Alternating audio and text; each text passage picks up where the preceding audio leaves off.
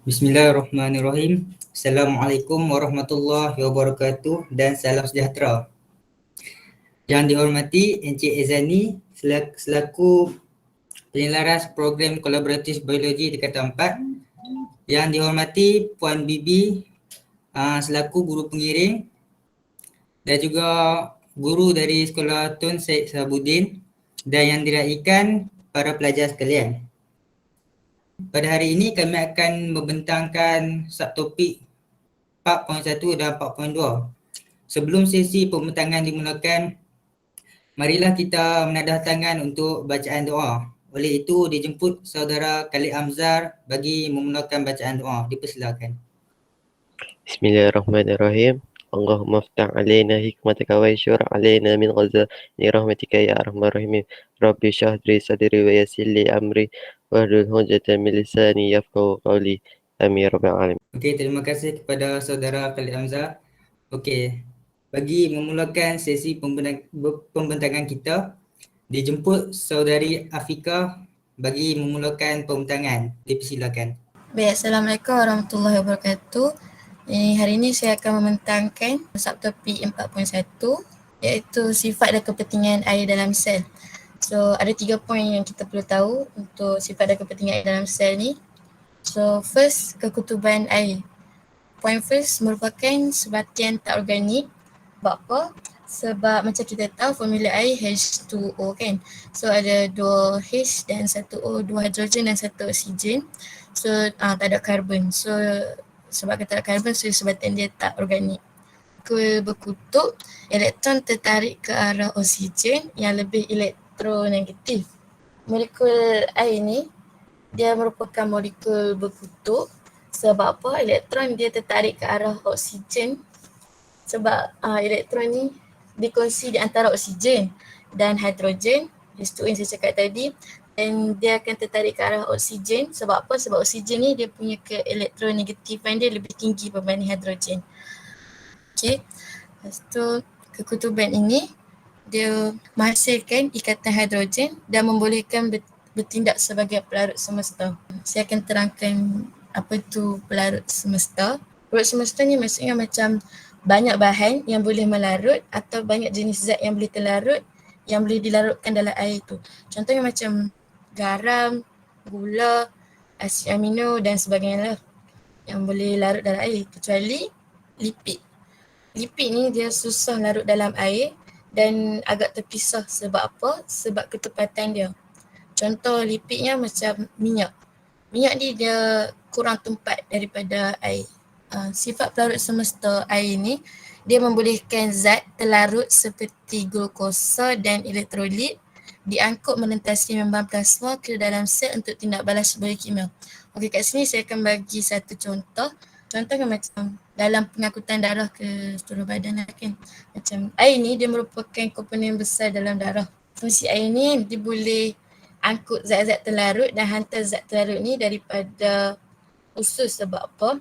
Banyak zat terlarut ni dia dicerna dan dipecah dan akhirnya dia akan berada di dalam usus. Usus akan ada proses penyerapan.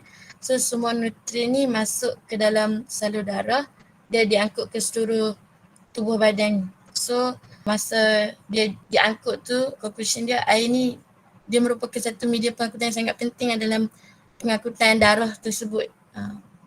So next point is daya lekitan dan daya lekatan air. Untuk daya lekitan, molekul air melekat antara satu sama lain melalui daya lekitan. Contoh macam pengaliran air dalam pokok, contohnya dari akar ke daun. So salah satu daya terlibat ialah daya lekitan lah. Maksud daya lekatan seterusnya ialah molekul air dia melekat pada permukaan lain melalui daya lekatan. Kat sini saya bagi satu situasi. Contohnya macam air dengan bahan lain. Contohnya air dia menitik atas meja, so adanya daya antara air tu dengan meja. So permukaan yang beza. So next, kedua-duanya menghasilkan tindakan kapilari yang membolehkan air memasuki dan bergerak di sepanjang ruang yang sempit. Contohnya macam dalam salur xilem lah, pengangkutan air dalam tumbuhan tersebut. Untuk poin ketiga iaitu muatan haba tentu air. So air mempunyai muatan haba tentu yang tinggi iaitu sebanyak 4.2 kJ per gram degree Celsius. So macam kita tahu, air bila kita didihkan suhu air itu akan meningkat. Sebab apa? Sebab haba masuk dalam air tu. So macam 4.2 kJ per gram degree Celsius ni, ini standard dia. Standard sebab apa? Sebab air tu tak ada larutan ataupun zat larut. Kalau ada, dia bukan lagi 4.2 kJ per gram degree Celsius. Dia akan menambah ataupun mengurang. Contoh zat larut ataupun larutan, kalau ada garam ke, gula ke, air, ini bermasa 4.2 kJ tenaga haba diperlukan untuk menaikkan suhu 1 kg air sebanyak 1 darjah Celsius. Salah satu air menyerap banyak tenaga haba dengan kenaikan suhu yang kecil. Suhu yang ini merupakan salah satu fungsi air yang sangat penting lah untuk mengekalkan suhu badan organisme. Sebab setiap proses yang berlaku dalam badan kita semuanya melibatkan air. So air yang penting. Okey. Sekarang saya akan membentangkan karbohidrat. Okey. Karbohidrat ini merupakan sebatian organik. Kerana apa? Dalam karbohidrat terdapat unsur karbon. So, sebatian organik ini juga besar dan kompleks. Apabila dia besar dan kompleks, dia akan membentuk makromolekul. Salah satu contoh makromolekul ialah polimer. Polimer ini terdiri daripada dalam bentuk kompleks. So, dalam polimer ni terdapat banyak lagi molekul-molekul kecil yang kita kenali sebagai monomer. So, monomer ni ialah molekul yang paling kecil lah. Antara contoh lain sebatian organik ialah protein, asid nukleik, karbohidrat dan lipid. Okey, antara contoh karbohidrat ialah monosakarida, disakarida dan polisakarida. Monosakarida ni ialah gula ringkas dan polisakarida ialah gula kompleks. Okey, apa itu monosakarida? Okey, monosakarida ialah monomer karbohidrat ataupun unit karbohidrat paling ringkas. Maknanya monosakarida ni ialah karbohidrat yang paling ringkas, yang paling kecil. So, monosakarida ni boleh membentuk polimer melalui tindak balas kondensasi. Tindak balas kondensasi ni apa dia? Okey, saya bagi contoh mudah untuk awak semua faham. Kita tahu awan terbentuk melalui proses penyejatan air. Okey, apabila air disejat, air tersebut akan berkumpul dan membentuk satu awan. Dan kemudian awan tersebut akan menjalankan proses kondensasi. So, selepas proses kondensasi, apa yang berlaku? Awan tersebut mengeluarkan air hujan. So, kita tengok apabila proses kondensasi berlaku, akan terhasilnya air. Itu maksud dia proses kondensasi. Okey, dan kebanyakan monosakarida ni dia mempunyai rasa manis, membentuk habla dan larut dalam air. Membentuk habla ni maksud dia boleh jadi bentuk-bentuk yang kecil dan seperti kristal. Okey, disakarida pula apa? Okey, apabila monomer monosakarida bergabung dengan monomer monosakarida lain, dia akan membentuk satu lagi molekul yang dipanggil disakarida. Okey, disakarida terbentuk melalui proses kondensasi. Okey, proses ini melibatkan penyingkiran satu molekul air seperti yang saya berikan contoh sebentar tadi. Okey, yang terakhir ialah polisakarida. Okey, apakah itu polisakarida? Polisakarida ni dia terdiri daripada beratus-ratus monomer sakarida. So, polisakarida ni ialah gula kompleks. Polisakarida ni beza dia dengan monosakarida. Polisakarida tidak larut dalam air. Kenapa? Polisakarida ni molekul yang besar. So, bila molekul yang besar, susah untuk dia larut dalam air.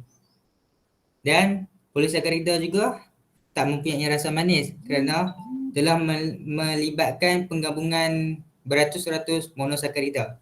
Dan polisakarida ni sebenarnya boleh diuraikan melalui proses hidrolisis dengan bantuan asid cair, pendidihan ataupun tindak balas enzim. So, saya bagi contoh nasi yang kita selalu makan setiap hari tu. Okey, dalam nasi terdapat satu polisakarida yang kita kenali sebagai kanji. Okey, nasi kalau kita masukkan dalam air, apa yang terjadi ialah nasi tu kekal dalam bentuk nasi, dia tak hancur dan tidak larut. Dan nasi juga kalau kita makan ataupun kita kunyah lama-lama dalam mulut, kita akan dapati ada macam sedikit rasa manis. Okey, rasa manis tu sebenarnya datang daripada tindak balas hidrolisis yang menguraikan kanji tadi tu kepada molekul yang lebih ringkas. Sama juga seperti roti. Roti pun kalau kita makan lama-lama kita kunyah, kita akan rasa manis-manis dia. Okey, itu adalah manis monosakarida. Saya akan membentangkan tentang contoh-contoh monosakarida, contoh disakarida dan contoh polisakarida. Okey, dalam monosakarida ni dia ada glukosa, fruktosa dan galaktosa. Okey, glukosa ni seperti gula dalam tumbuhan yang ada kat padi dan gandum. Lepas tu kat buah pun dia ada juga seperti anggur. Monosakarida ni dia paling lazim didapati dan kebanyakan polisakarida ni terbentuk daripada gula ni. Okey, fruktosa. Fruktosa ni adalah gula yang ada dalam madu dan buah-buahan manis. Manakala galaktosa ni ada dalam susu. Okey, seterusnya contoh disakarida. Okey, disakarida ni dia ada sukrosa, maltosa dan laktosa. Okey, maltosa ni boleh jumpa dalam bijirin. Kalau laktosa ni kita boleh jumpa dalam susu. Kalau sukrosa ni kita boleh jumpa dalam tebu, buah-buahan manis dan gula bit. Okey, last sekali contoh polisakarida. Okey, kalau polisakarida ni dia ada selulosa, kanji dengan glycogen. Kalau selulosa ni kita boleh jumpa dia dalam struktur utama dalam dinding sel tumbuhan. Manakala kanji ni dia polisakarida, simpanan utama dia dalam tumbuhan. Kanji ni juga boleh jumpa dalam kloroplast. Sumber dia ialah bijirin, ubi, ketang dan kekacang. Okey, last sekali glycogen. Glycogen ni polisakarida simpanan utama yang boleh didapati dalam sel otak dan sel hati haiwan. Okey, seterusnya kita boleh tengok kat sini dia ada dua proses iaitu kondensasi dan hidrolisis. Okey, kat atas ni kita boleh tengok glukosa apabila campur dengan glukosa melalui proses kondensasi dia akan membentuk maltosa plus dengan air. Okey, apabila glukosa bertambah dengan fruktosa, dia akan membentuk melalui proses kondensasi dia akan membentuk sukrosa bercampur dengan air. Okey, last sekali bagi proses kondensasi ni, glukosa bercampur dengan galaktosa melalui proses kondensasi akan membentuk laktosa dan air. Okey, seterusnya hidrolisis. Hidrolisis ni ialah proses penguraian dengan menggunakan air. Okey, kita boleh tengok semua ni ada air sebab dia memerlukan air. Okey, maltosa plus dengan air melalui proses hidrolisis. Lepas tu dia ada enzim yang membantu dia iaitu enzim maltase. Dan ia akan membentuk glukosa plus dengan glukosa. Benda ni dia akan ulang alik je. Okey, seterusnya sukrosa plus dengan air. Lepas tu dia akan melalui proses hidrolisis dengan bantuan enzim sukrase. Ia akan menghasilkan glukosa bercampur dengan fruktosa. Okey, last sekali apabila laktosa plus air melalui proses hidrolisis dengan bantuan enzim laktase akan membentuk glukosa plus dengan galaktosa. Okey, seterusnya saudara Irfan akan menyambung. Bismillahirrahmanirrahim. Assalamualaikum warahmatullahi wabarakatuh. Hari ini saya akan membentangkan tentang kepentingan karbohidrat. Okey, kat sini saya ada 3 poin. Poin yang pertama adalah karbohidrat ni ada sebagai sumber tenaga. Contohnya glukosa. Apakah itu glukosa? Glukosa ni adalah bentuk karbohidrat sederhana ataupun kita panggil monosakarida macam Khalid Hamzah terang tadi kan. Glukosa juga kerap disebut sebagai gula sederhana. Monosakarida lain selain pada glukosa ni adalah fruktosa, galaktosa dan ribosa. Glukosa ni dia memberi tenaga kepada kita, tapi kalau kita ambil glukosa ni secara berlebihan, dia akan menjadi satu masalah besar dalam kita sebab kalau kita ambil berlebihan, kita akan dapat penyakit, contohnya obesiti dan berat badan berlebihan. Yang kedua, sebagai simpanan makanan, contohnya glikogen dalam sel haiwan dan kanji dalam sel tumbuhan. Glikogen ni apa? Glikogen ni merupakan simpanan karbohidrat dalam bentuk glukosa di dalam tubuh yang berfungsi sebagai salah satu sumber tenaga. Glikogen ni fungsi dia bukan hanya sebagai sumber tenaga tapi dia buat kerja untuk otot dalam otak.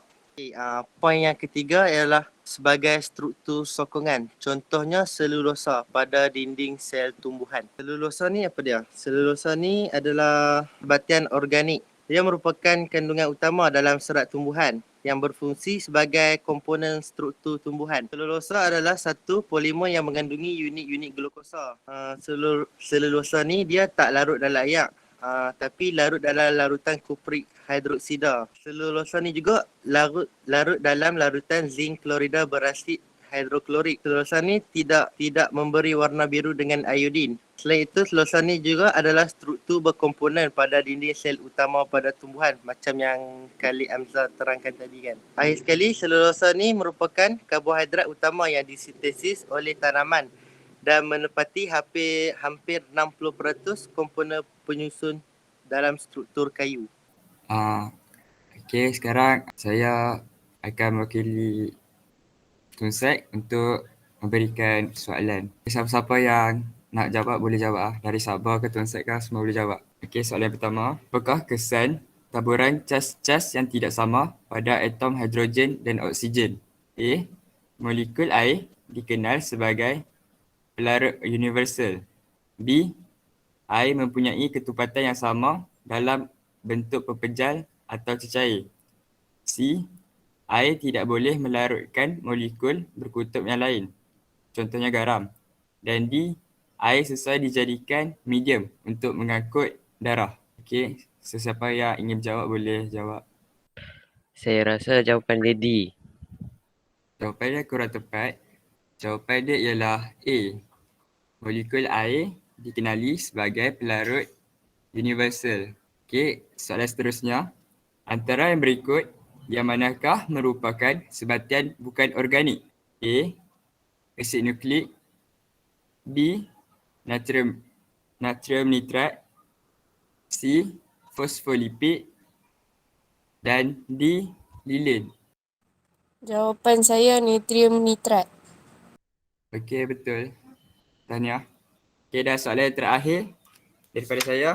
Berikan contoh-contoh gula penurun dan gula bukan penurun. Saya nak cuba jawab. Okey, contoh untuk gula penurun ialah glukosa, fruktosa dan galaktosa. Manakala contoh untuk gula bukan penurun ialah sukrosa. Okey, betul. Okey, saya rasa itu saja untuk sesi kali ini. Sekian, terima kasih. Saya sebagai moderator akan tanya beberapa soalan, soalan terbuka, sesiapa boleh jawab. So, soalan pertama, apakah itu daya lekitan? Daya lekitan tu dia tertarik kepada molekul yang sama. Okey, baik, betul. Okey, soalan seterusnya. Berikan 3 jenis karbohidrat utama. Selulosa, kanji dengan glikogen. Jawapan kurang tepat. Yang tu bukan utama. Yang utama monosakarida, disakarida dan polisakarida. Antara sebatian yang berikut yang manakah merupakan karbohidrat? A. Selulosa dan steroid. B. Selulosa dan glikogen. C. Fosfolipid dan steroid. D. Fosfolipid dan selulosa. Jawapan dia B. Soalan seterusnya. Antara yang berikut yang manakah urutan yang benar tentang hidrolisis protein? A. Protein ke dipeptida ke asid amino ke poplipeptida. B. Asid amino ke dipeptida ke polipeptida protein. C. Polipeptida ke protein ke dipeptida ke asid amino. D. Protein ke polipeptida ke dipeptida ke asid amino. Okey, jawapan dia D. Assalamualaikum semua, saya Nuha dari Wakil Tunsek.